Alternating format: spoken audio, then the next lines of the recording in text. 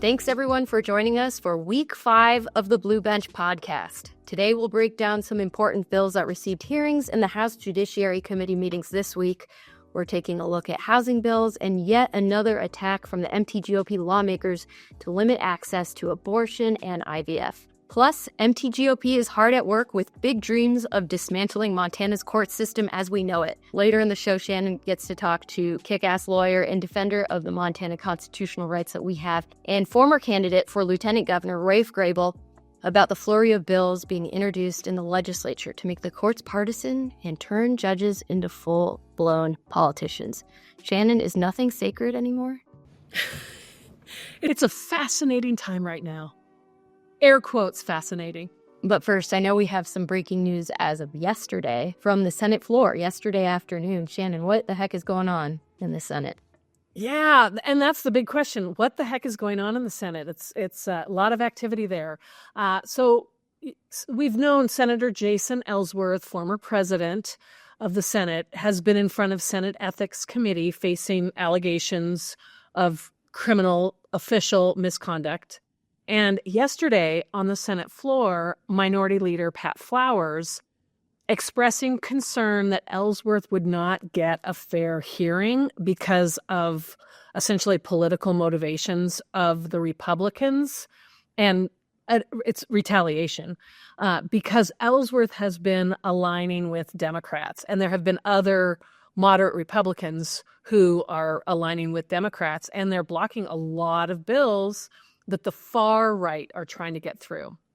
And so the vote that actually passed suspended the ethics investigation and sent it over to the Department of Justice, to the Attorney General, Austin Knudsen.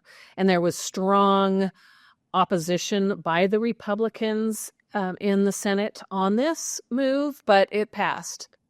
So in response, here's another twist to it. Senator Daniel Emmerich, who's out of Great Falls, he made a threat that he would make a motion today, Friday, to expel both Ellsworth and Flowers from the Senate. So stay tuned. We'll see what happens this afternoon. But this has all been going on the Senate floor. And they gavel in at 1 o'clock every single day of the legislative session. So it's a good time to tune in. It sounds like real life House of Cards, an episode from House of Cards. Okay.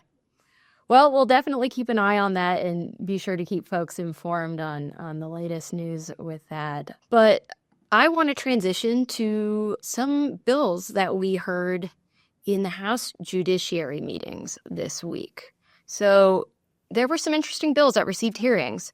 And just to remind folks, Montana House and Senate Democrats have identified housing as a key priority for this year's legislative session. So we're going to look at a couple of those Democratic bills that came through this last week. The first one being House Bill 311, which was introduced by Representative Kelly Kortum from Bozeman. And he introduced a bill that would require property managers to return rental application fees to rental applicants if they aren't being used for legitimate purposes like credit checks.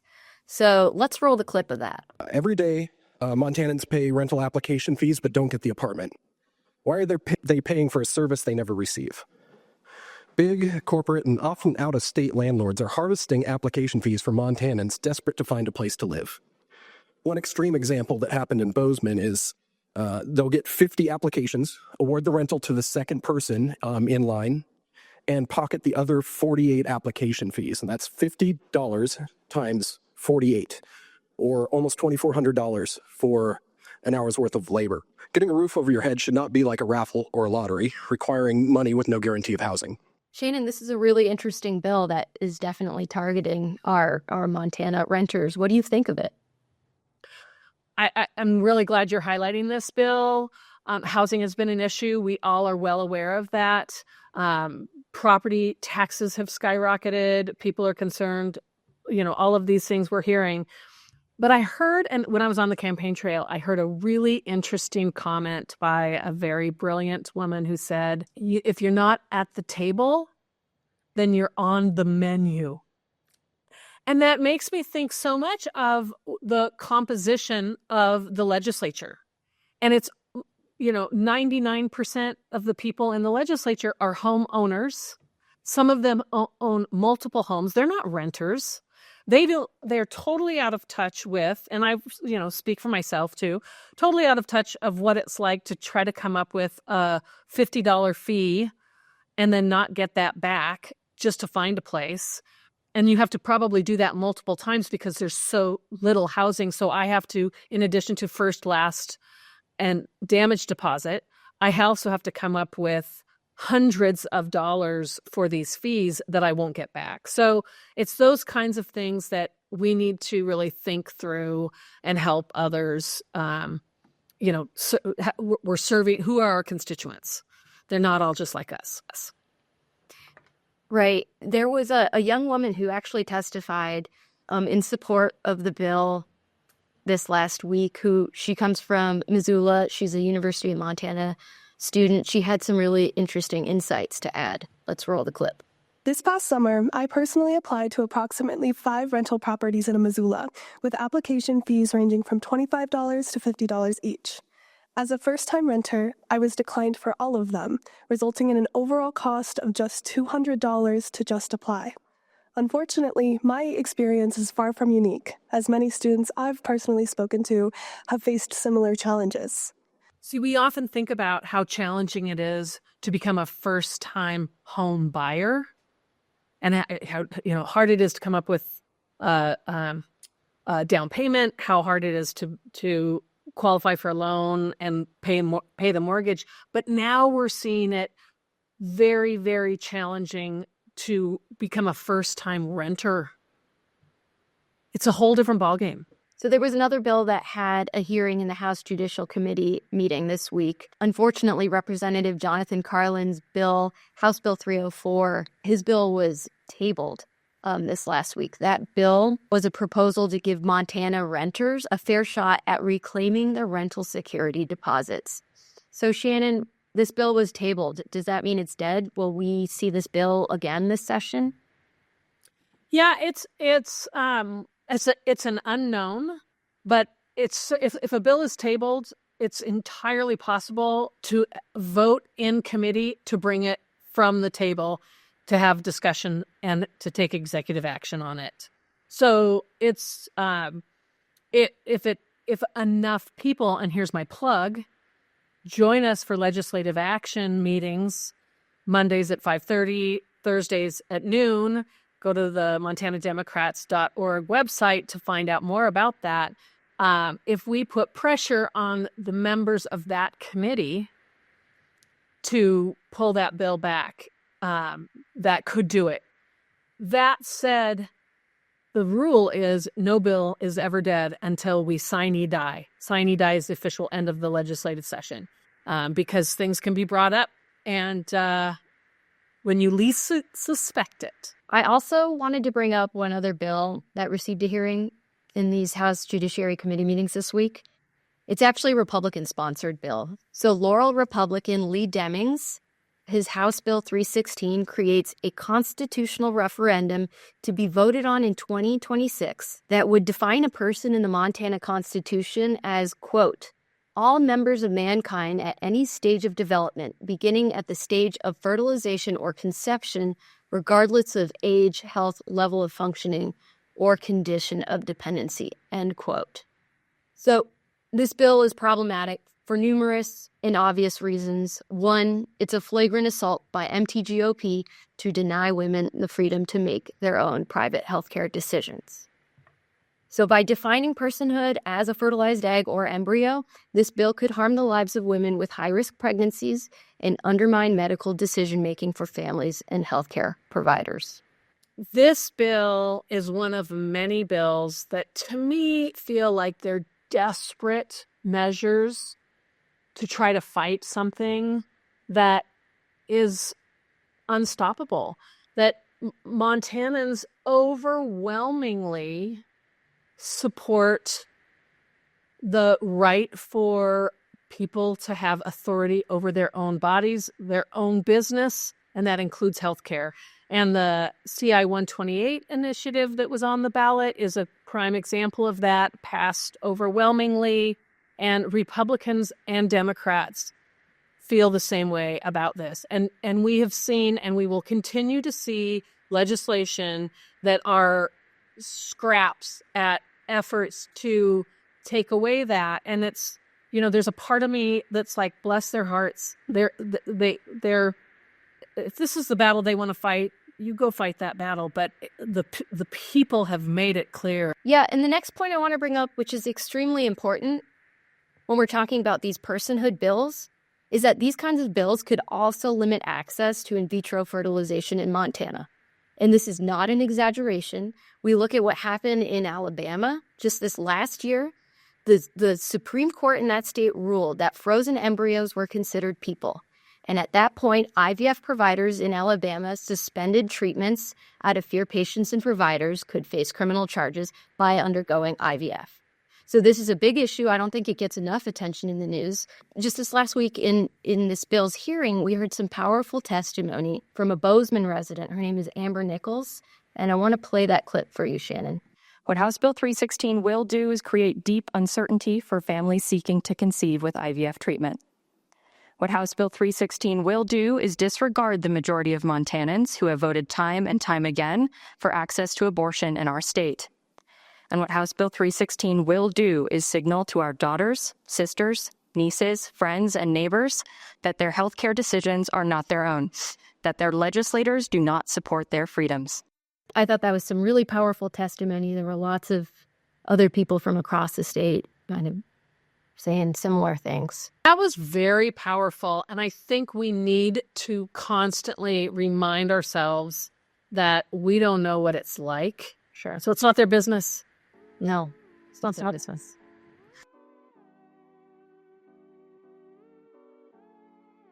Gaby, I'm so excited to introduce our guest this week, Raph Graybill. He's a Great Falls kid, and he would be the last to share that he went to Columbia for undergraduate, which is Ivy League, many of you may know. He was a Rhodes Scholar at Oxford, got a master's degree there, and then he went to Yale Law School, and then he's come home and he's serving our justice system proudly. He was worked for Governor Steve Bullock as chief legal counsel. And not only that, he's got a lovely wife and 3 beautiful young children, and he's just as decent as they come as a human being. So we had a great conversation. I can't wait to hear it.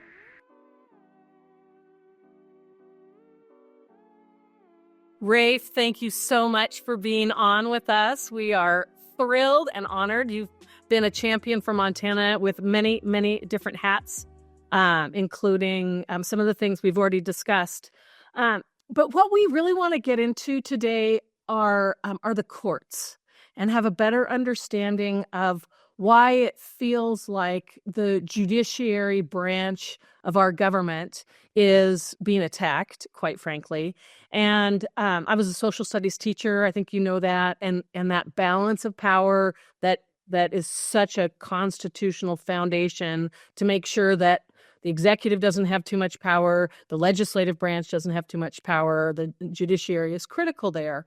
So, and I'll also start with, when I was a legislator in the 2021 legislative session, it felt like it was just starting there. So could you start with some of the things that happened in that session, and then, we can build on the 2023 session and what's happening now? Yeah, and I think the story of what's happening now with courts actually starts before the 2021 session. It starts when we have essentially a 50-year period or a 40-year period of a constitution in Montana that lays forth kind of the basic rules. It sets forth our most important values. It protects rights. And it says within those rules, the legislature can basically do what it wants. But if you break those rules, then there's a problem. Then you can't do it. And for many, many years in Montana, there was kind of a basic consensus around those rules and the values that those rules memorialize. And the legislature, under Democratic governors, Republican governors, different parties control in the different houses, passed a lot of laws, took the state in different directions, but never, or rarely got close to breaking those basic rules. And that was a consensus that worked. And very few laws were ever sort of, went through the process, both houses, signed by the governor. There's a lot of checks and balances there. So very few laws get passed that are ultimately found to be unconstitutional, that break those rules. And we go years and years in Montana with very few of these cases happening. Now, fast forward to 2021, and for the first time in 16 years in Montana, you've got one political party that controls all of the legislature and the governor's office. And the governor doesn't show really any inclination to take a critical eye towards what these rules mean and what his party is doing in the legislature and veto stuff. So there's a whole series of bills in 2021 all of a sudden that start making their way through the process. The legislature's own lawyers, as you probably remember, raise their hand and say, hold on, these appear to be, pretty clearly unconstitutional. You're going to have problems if you pass these. Now, in the prior 16 years or even longer, those would usually get vetoed, or they would die in the process because folks would know they'd get vetoed. But in 2021, all these bills get passed. They come out, and a lot of them, no surprise, end up getting challenged in the courts, which is where you go. And they're not challenged for fun. They're not challenged as a manner of sort of political sport or score settling. The people I represent, these laws violate their fundamental constitutional rights. For example, I represent Planned Parenthood. And a lot of these laws say that if Planned Parenthood healthcare providers give necessary healthcare, they're felons. They should go to prison, right? So it's a big deal for folks who have to bring these cases.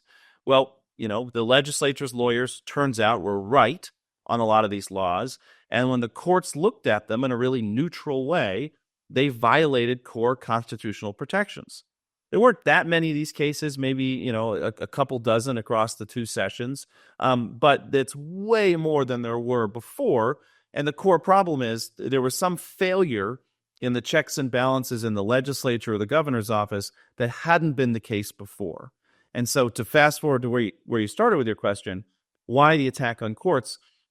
Okay, so you pass these bills, they get declared unconstitutional. We can talk about those cases. I think most of them were pretty conservative decisions, little c conservative, applying the plain text of the Constitution in a really neutral way. Not a lot of favors being granted by judges out there. These are conservative cases. So then the legislature gets to decide how it's going to react. And it has two choices. It's a fork in the road, if you will. One choice is to go back to what they've done before and follow the rules, or the governor veto bills that don't follow the rules and kind of get back to this consensus. Instead, they screech to the right and they say, well, we don't really care about the basic rules in the Constitution. We're going to keep passing these laws, and instead we're going to attack the ref. And that's where we are today. There's this really concerted effort to go after the courts because basically the courts have applied the law faithfully and neutrally. It's not activism. It's really neutral stuff. The legislature was warned, the governor was warned, and they've chosen to play the ref instead of, an easy solution here that saves taxpayers a lot of money. Don't pass these laws. Yeah, I'll share that as a rookie senator that session, I had an earnest conversation with a committee chair that I was on, and I said, just help me understand why we would be passing these bills that we know are unconstitutional. And he in earnest said, and he was sweet, but he was like, oh, we don't worry about that. As though he was kind of trying to train me. We don't worry about that. We just let the courts decide that. And take an oath. You have to worry about that. You put your hand on the Bible and take an oath. I know, to upstand the Constitution. It's the oath. It's so simple. It's just so simple. So I did want to ask about you mentioned the cost to taxpayers, and I know it's impossible to put a number to that, but I think it's important for us to recognize. What do you say about that? I mean, I think there's a tremendous cost to taxpayers. For one, you've got a large number of attorneys at the Department of Justice who are defending lawsuits they should not have to defend, especially where there's, the AG's job is to defend laws the legislature passes. But if the legislature, the case you just mentioned, just says we don't care and passes things that are obviously unconstitutional, that creates expenses at the Department of Justice that they shouldn't have to expend. More and more, we're seeing outside law firms hired. There was a huge amount of money given to a firm in Washington, D.C. to defend the TikTok ban, which the Attorney General sort of admitted was unconstitutional as it was being passed. And then we pay $500,000 to this D.C.-based law firm to defend it. I think they budgeted several million additional dollars in 2023 to deal with these cases. And that's just sort of the government side of things. They got to pay expert witnesses. They got to pay deposition costs. Then, in a lot of cases now, if the government passes something it knows is unconstitutional and defends it even though it knows it's unconstitutional, in limited circumstances, the people bringing the case can recover their costs of bringing the case. Now, this hasn't happened very often. I think there's sort of a broader interest in this by the legislature than it's justified because it's actually pretty rare. But that could create additional financial liability for the state. And so, it's not a cost-free exercise. And the other thing I want to point out in terms of costs, it is a huge tax on the people who are affected by these laws, right? I think, again, there's this sense that we pass the laws, it's sort of the court's job. Remember, the cases are brought by people that are directly impacted by them. Again, I think about my clients. These are people that don't want to be in court. It's not fun to be in a lawsuit. It's not fun to sit down and have a government lawyer put you under oath and ask you personal questions about your life. It's horrible. It's a horrible process. And they spend huge amounts of time, money. They create vulnerabilities for themselves in order to defend their constitutional rights. And these are rights that are supposed to be secured by the law. You have to go to court to enforce them. But I think it would really upset a lot of my clients to hear what you just said, that the legislature says, oh, we don't really care about that. And it's easy. You go home after 90 days. It was really fun in Helena to, try out some new restaurants and pass some laws. But when you leave, there are people, real people, who are affected by this. And the only option they have to protect themselves and protect their rights is to go to court. And again, they have been successful in a number of these cases, not all of them, but in many of these cases. And the response by the legislature is not to say, oops, we screwed up, which I think would be the adult responsible thing to do, take responsibility for your mistakes. Instead, they say, well, let's attack the courts. It must be a partisan hoax. It must be, there must be something going on that they don't like us. And no, if you look at these decisions in detail, I've spent a lot of time close to these cases. These are cases that are pretty, I don't take cases that are real flyers. I won't take a case if I think that the people asking me to bring in are wrong. I take a case if I think that they're pretty clearly right and that they should win and that something deeply unfair has happened to them. And, the courts have looked at these and they, unfortunately, the legislature gave them a lot of source material where the answer was pretty darn clear. And there's a lot of attacks on judges personally, which I really despise because I think that undermines the whole system of rule of law that we have. But people attack judges and say, oh, they're Democrat judges.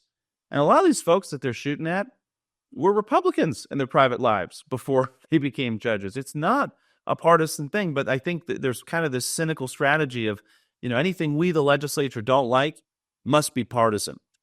And that's really kind of rejecting some of the basic terms of the rule of law that we've agreed on for hundreds of years in this country, because they want a little bit more power during those 90 days in Helena.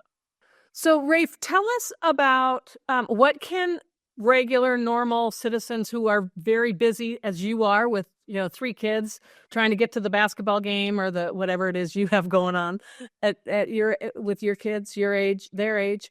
What can people do to be a part of the change to make to help us build hope? Couple things. I mean, I think one, while the legislative session is here, which is when we're recording this, I really think it does make a difference to reach out to your legislator. There's a lot of bills that attack the judicial process, and I think that it might be easy for a legislator to think, well, this is kind of a Helena problem, this is kind of a capital problem, but reaching out and saying, I don't want my courts politicized, I actually want less politics in my life, I think is a powerful message. And I think it adds up when you reach out to your legislator. That's one. And two, I think people should really seriously consider running for local offices and for state legislative offices. We are very lucky to live in a state where there's no party machine that dictates whether you can run or not. And I think to the extent that folks who share our values are going to build back power in Montana and fight for working people in this state, it's going to start with city council seats. It's going to start with state legislative seats. Though the statewide results last November were disappointing, I would tell people thinking about running, don't let that cloud your judgment of what went on in Montana too much. In those races, like the one I was in, like the one you were in, I think partisanship kind of got ahead of the individual issues, and it became very hard to communicate above the partisan fray. But for folks who ran for legislative seats, we did much better. I mean, I think that when you knock on it, and I'm originally from Great Falls, Jane Weber in Great Falls flipped a seat back for Democrats, not by waving a blue flag or a red flag, but by meeting enough people and connecting with enough people and talking about shared values and shared experiences. And that's something that is still very attainable in local seats, in legislative seats. And again, there's glimmers of hope that our values are shared by a lot of people out there. And I think, if you can't get your legislator to budge, run against them. That's the Montana way. That's right. That's great. Rafe, it was great to see you. It's been a little while. And thank you so much for fighting the good fight for Montanans. Really appreciate you being on the podcast. You as well. Thanks for doing this. I'll talk to you soon. All right. Take care. See ya.